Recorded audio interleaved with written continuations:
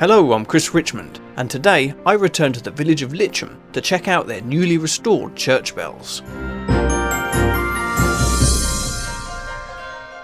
A few months ago, I rang on Litcham's church bells for the last time before they were taken away to Whites of Appleton for a complete overhaul and retune. The project is the culmination of many years of fundraising, including a grant from the Lottery Heritage Fund, and was originally started almost 20 years ago by tower captain Tim Angel. So I moved to Litcham in 2001, and one of the first things I was aware of was hearing the bells, so I toddled along to the church and said to the bellringers, "Do you mind if I join you?" And they sort of welcomed me with open arms. So I've been involved since 2001 and learnt to ring here. And back then there was people were saying, "Oh, they're such a difficult set of bells to learn on, and they really need a big overhaul." So I have been trying to get the funds raised and this going since about 2008. So it's been a long time. And in the end, what we did was went for National Lottery funding, having raised a bit of money over the years. But we just realised that, we needed to go for one big hit on money. So it's a huge amount to me, really, that it's finally happening. And especially because I was diagnosed with motor neurone disease last year. And sadly, I haven't been able to ring since about February time. So it's ironic that we'll get the new bells with the new sound and I won't be able to ring them, which is, it's a bit sad for me, but I'm really looking forward to hearing them, to actually just hear other people ringing them would be fantastic. Unfortunately, in November, Tim passed away suddenly. His funeral saw a rather packed All Saints Church, and as the bells were away, we had to improvise and played an amplified recording of Litcham's tenor bell as he made his final journey across the churchyard. In a fitting tribute, one of Litcham's bells has been engraved in Tim's name, a reminder of the legacy he's left behind in the restoration of these historic church bells. In early February, the bells returned from White's workshop in Oxfordshire. First, the bells and their fittings are unloaded out of the vans. The bells themselves are placed in the churchyard for all to see, whilst the bell hangers prepare the tower ready for hoisting the bells up. Tim's name is proudly on display, and the shiny rings around the mouth of the bell show where tuning has been done externally on a lathe. An interesting detail is the porosity of some of the castings, tiny bubbles in the molten bronze, which have been revealed in the retuning process. Over 70 people visited throughout the day, and by mid-afternoon, the treble bell is first to make its way up into the tower.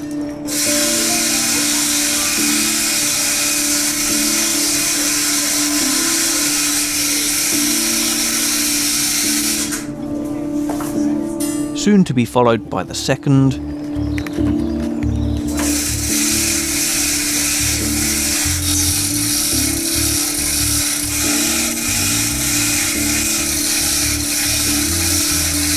then the tenor,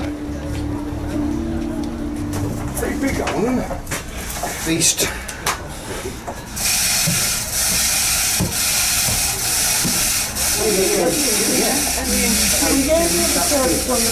By the end of the day, all of the bells are safely back inside the church. In just a few days, the bells will be ready to ring out for the first time since being retuned. Almost 3 weeks have passed since the refurbished bells returned, and on the evening of the 24th of February, it's time for our first practice night and the moment of truth, as the newly retuned bells will be heard together for the first time. Treble's going, treble's gone.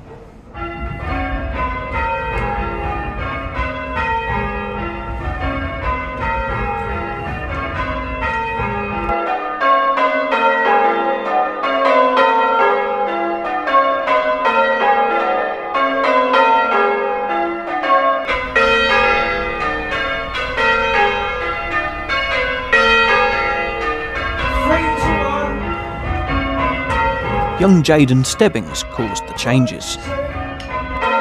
Jaden was lucky enough to gain some work experience helping Whites dismantle and remove the bells from the tower.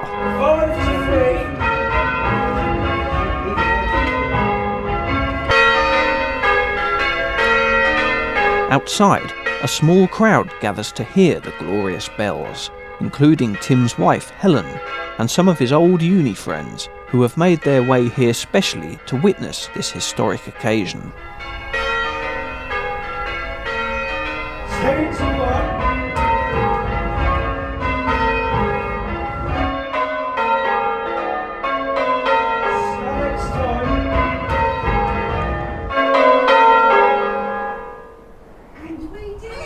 And as the bells are lowered, there's a hum of excitement within the tower.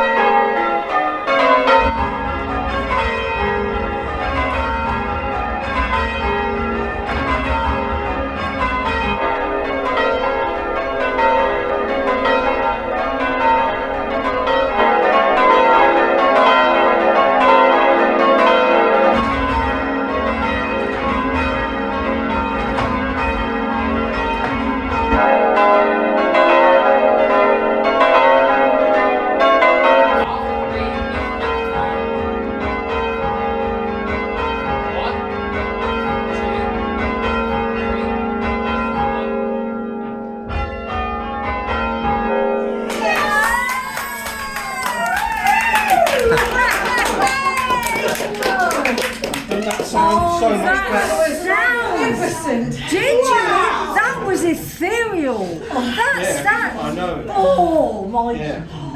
That was amazing. Oh, what With the bells behaving beautifully, it's a cause for celebration as the ringers head to the pub. Well, what an evening. I think it's fair to say there's been a massive improvement in the way the bells handle, and don't they sound lovely?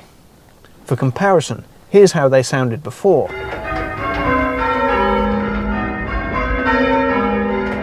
Compared with how they sound tonight.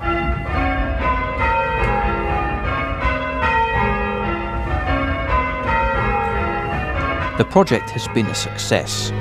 With Tim's sudden departure, acting tower captain Steve Kidd has stepped up to oversee the completion of this amazing project. Right, Steve, you've been thrust in the deep end managing this project since dear Tim left us, but also you actually learned to ring here not that long ago. So having seen this from a learner's perspective to trying the retuned, rehung bells, what do you think of them? Well, you'll be glad to know, Chris, they're a lot easier to ring, yes. And even my untrained ear can hear a big difference in the sound quality. And yes, they're much easier to ring, which for people who are learning is very important. So the bells are back. What's left to do here? There's a lot left to do because the bells is only one part of a much bigger project, and we wouldn't have got the bells restored if it wasn't for the National Lottery Heritage Fund. Tim was instrumental in getting that funding. It's a big amount of money. The whole project is about £160,000. And the lottery are funding 84% of that, so it's a big amount of money. So the lottery fund is a very wide-ranging project, and I must say I'm impressed with what's already happened, and I'm really looking forward to doing these other events that we've got planned. We are working alongside the schools in Litcham particularly. Litcham is a reasonably small village, 600 people, but we have over 800 staff and pupils come into the village every day in school times, and the population of the village more than doubles.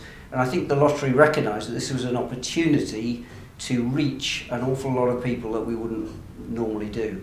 We have already done some activities with the schools. We've had an art project, had a project at the junior school where they rang handbells, not only rang them but composed a piece which they performed at Christmas, and that was a really, really moving concert.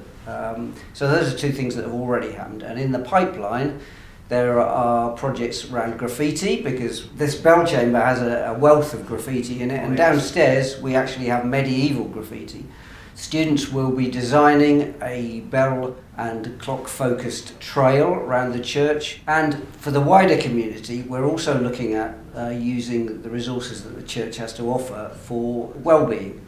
This church has been giving something to the village, and the bells, if you like, are the voice of the church. They draw attention to the church, and we want to draw people into the church as a place of interest, and I think we're going to see some real progress on that.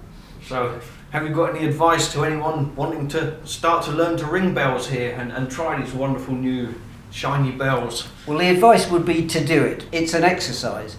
It's a very social event. Normally after our practice we convene in the pub, have a pint. It's a really social activity. And to ring in a place like this, I find really rewarding, as much as the bell ringing, dare I say it. Just to be in a place like this and to be part of its history. People have been ringing bells here for 350 years, and I'm just one of the latest ones to do that. The names are all over the walls, and I really enjoy that. So I would encourage anybody to take it up. It's great.